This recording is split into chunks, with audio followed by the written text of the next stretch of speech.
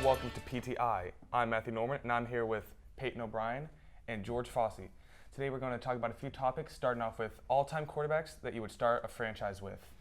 Okay, I'm going to start off right here. If I'm starting a franchise and I'm deciding which quarterback I'm going to go with, I'm obviously just going to go with Joe Montana.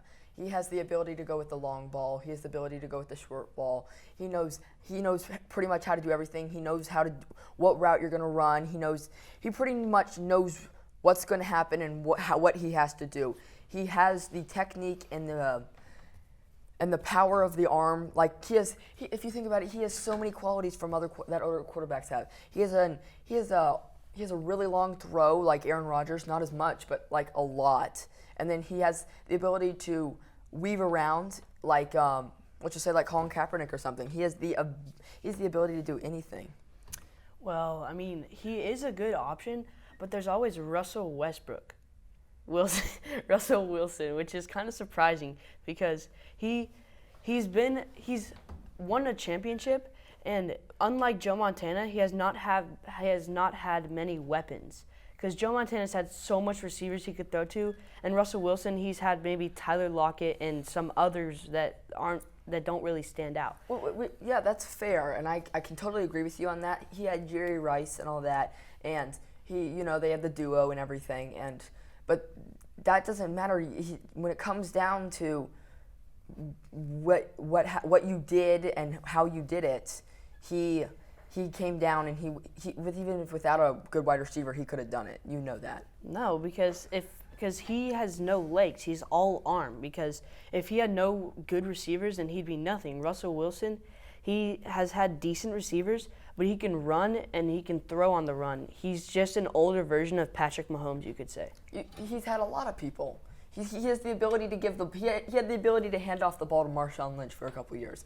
There's a lot that you're taking so much skill off of him just because he's handing the ball off all the time when he was running back. But if he has the ability to see all 20 players on the field at all times, and he can throw on the run, he can run, he's comfortable in the pocket, he could step up and throw. I can both agree. Okay, and I just say this to end what I'm saying is I can both agree that both of the quarterbacks that we would start off are top 50 quarterbacks, top 25 maybe. But I still think that Joe Montana is it would be a better pick than Russell Wilson. Joe Montana is one of the greats, but Russell Wilson is he has the best all-around game, I would say. Next topic. So moving on from the NFL, let's talk about the NBA Finals. The Suns are down 3-2. They play tonight. Let's talk about the Suns right now. Chris Paul and Devin Booker are leading the team, but out of those two, who would you say is leading the actual team? Okay, I'll go. Let's see. I would say that Devin Booker is leading the charge, and lots of people would disagree with me saying that Chris Paul is lights out, and he's making all the headlines and all that.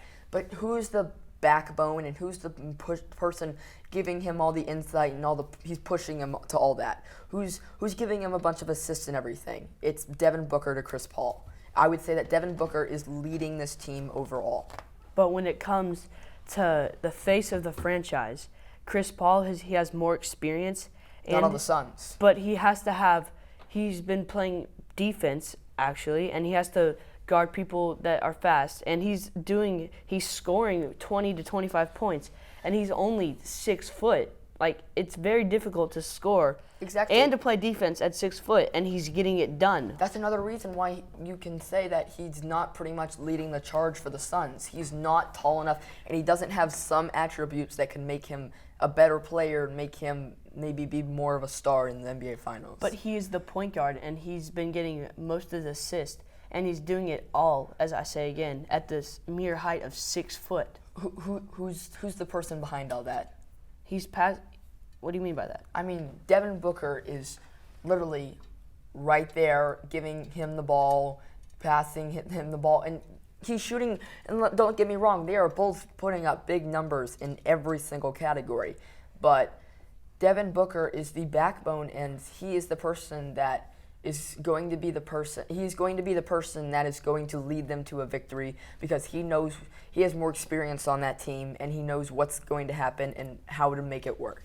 But in the long run, who do you think will end up doing better? The one with I more believe experience that or the younger I one? can agree with you on the fact that Chris Paul puts up big numbers and maybe a little bit more than Devin Booker and all that. But I say he is the backbone, and he puts all the logistics into the plays and make sure that everything happens. How could he put all the logistics in if he's the one that is receiving the passes or just shooting the shots? Chris Paul's the one taking the ball up with Drew Holiday or PJ Tucker pressing him the whole way, and he's still getting assists and points. That's fair, and I agree with you on that. But I'm just saying, he knows what's going to happen, and without Devin Booker, Chris Paul, you can minus half of his points and half of his stats off because he doesn't have. Can you agree with that? Yes, I can agree with that, but that's the same with Devin Booker.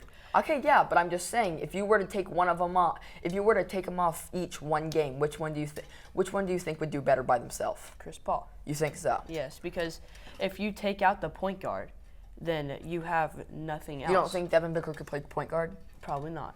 Okay.